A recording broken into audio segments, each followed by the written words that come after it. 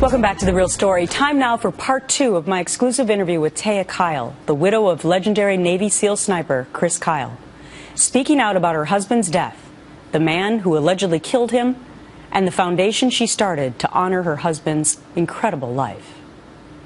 He served 4 tours overseas, and to come home and be killed in a situation like that, helping a fellow veteran. How do you wrap your head around that? Well, you know, it's interesting because I don't know if you've heard it said, but Chris said a number of times he'd rather be known for the number of lives that he saved.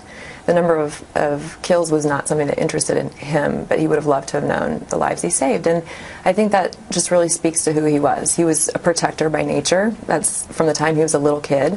And so, you know, he definitely died as he lived, trying to protect and help and serve. So how do you feel about the man who allegedly killed him?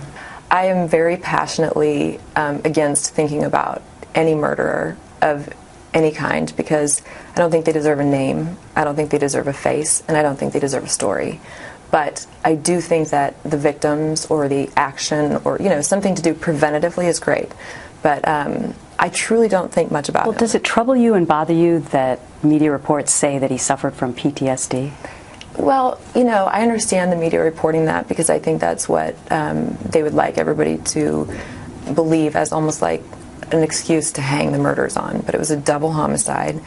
And the people I know with PTSD are good people and they live a good life. I feel like whatever you were before you went into war is what you're going to come out and be on the other side with one, you know, with a major twist. You're going to have moodiness, you're going to have sleepless nights, you're going to have a hard time, you're going to suffer. If you have a heart, that's what's going to happen, clearly. And we need to do a better job of taking care of those guys. And I think we are doing a better job. But yeah, I don't buy it, and I don't think it's appropriate.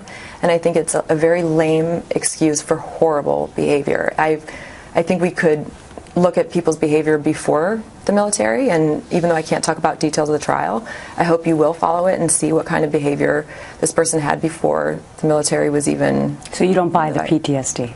Absolutely not. At the end of the movie, it's the real video, right? Yes, yep, that's real footage. The people who came out to honor him. Yes, I'm in awe still to this day. I look back and it's almost surreal. And, you know, Texas is a very patriotic state anyway, but still, we had a 200-mile procession, I think, from Dallas to Austin, and there wasn't even one bit of highway that wasn't lined with people with flags. And I mean, as Clint said the other day in an interview, he said, I couldn't write it better. So with the foundation that you've set up and with this movie, what do you hope the legacy is for your children with regard to Chris?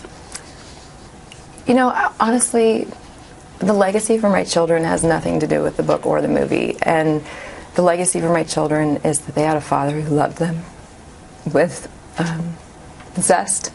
He was so full of life and so kind and silly, and had these expectations of them that were a high standard because they're capable of being those kinds of people. So I think it'll be interesting to them at some, you know, someday at some point. It was what their dad did for a living for a number of years.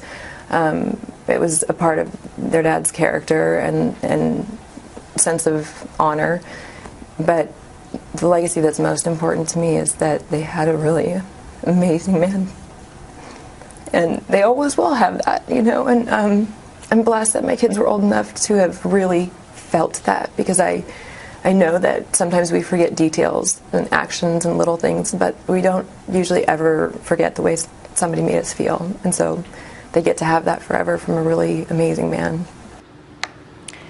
We also asked Taya about the lawsuit involving former Minnesota Governor Jesse Ventura, whom Chris Kyle claimed he punched in a bar fight in 2006. Ventura was awarded $1.8 million in the first defamation case. Well, right now, Taya couldn't say much because the case is still in the courts, but she did address whether or not the money Ventura has won will be coming out of her own pocket. Well, he claims that that money is going to be paid for by insurance. But is it coming out of your own? Absolutely. Yeah.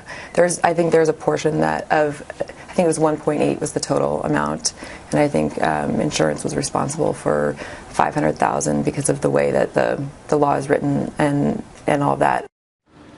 The movie American Sniper in select theaters Christmas Day. It opens nationwide January 16th. And for more on Chris Kyle's foundation, you can go to Chris Kyle Frog Foundation.com. rightchildren.org.